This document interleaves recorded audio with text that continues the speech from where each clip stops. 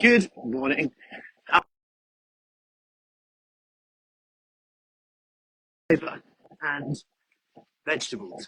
So, really interesting one because they were struggling to get enough vegetables or fruit and veg in, thinking that this is a bad thing. Like, I can't get, is it 5 a day? Is it 7 a day?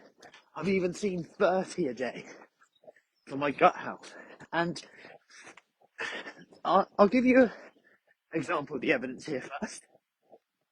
There's several studies that have shown that, or one study, big study, showed that every 10 grams of fibre that you add in, that reduces your cardiovascular disease risk by 9%, and then mortality by related by 19%. That's quite significant. Then there's some that show that there's not too much difference in the daily intakes between 15 grams, 20 grams, 25 grams. There's some that show that the type of fibre matters. So it seems like whole grains and fruit seem to, which is surprising. The type of fibre in there seems to be better correlated. Whether that could be a variety of reasons. That might not be the fibre. It could be a variety of reasons and other factors in there. When it comes to fibre, if you think about oats, so the type of fibre do help with cholesterol as well. So there are some interesting stats. Now, on a practical level, can we be sure that means, what does that mean? And some people might look at it and go, oh, does that mean some vegetables aren't good?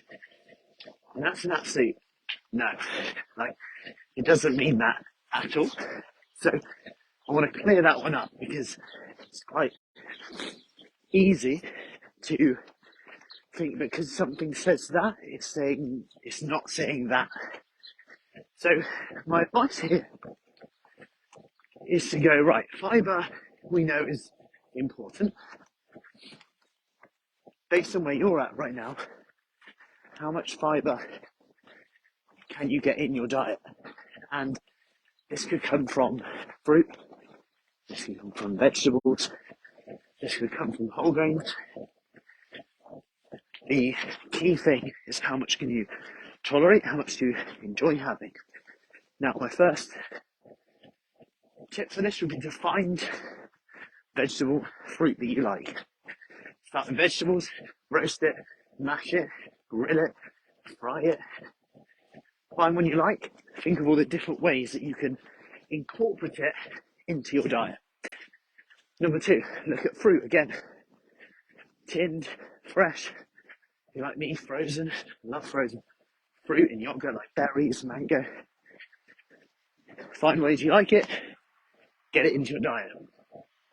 And then finally, in terms of whole grains, fibre, choose the more fibrous type where possible. And finally,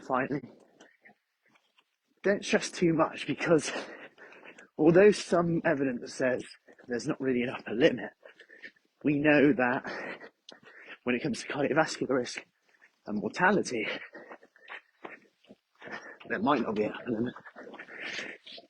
When it comes to digestion and absorption of nutrients, this is where it gets a bit more interesting. So some people might experience gut issues, bloating, IBS, flatulence from excess fibre, especially because of the types of fibre with more potential to ferment. So whole grains, brown rice, whole grains, etc. Vegetables, mostly okay, but just be wary of the common ones like Brussels sprouts, we all know that, cabbage, ones that might make you a bit windy, beans, legumes, So there might be a bit of a kind of happy medium to find there, and that's okay.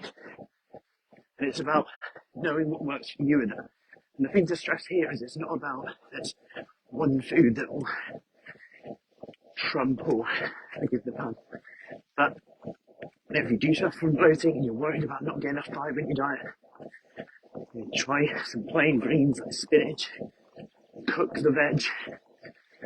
Also look at, if you're worried about the fruit side of things, getting enough fruit in your diet, look at berries, tend to be lower fermentation than many of the others. So give that a go. I hope that helps, and don't stress too much. Sometimes we think of it that we have to be perfect with all of this, like we have to get 30 a day in, yet then we're bloated and we're stressed. If you are trying to increase your fibre, do it slowly. Like, don't just go from 0 to hero with this and increase it straight away. So I hope that helps.